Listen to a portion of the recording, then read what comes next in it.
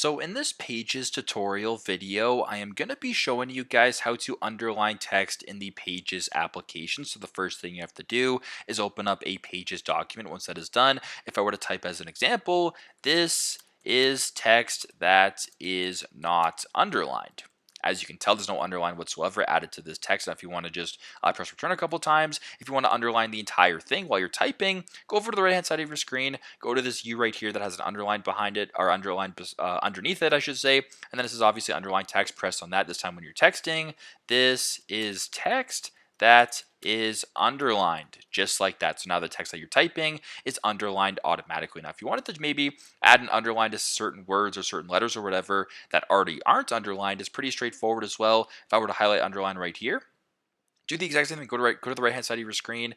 Go to the U right here with the underline beneath it. Press on underline right here. Now the text that you're looking for is underlined, just like this example of the word underline. So super simple, super straightforward. But this is how to underline text here in the Pages application.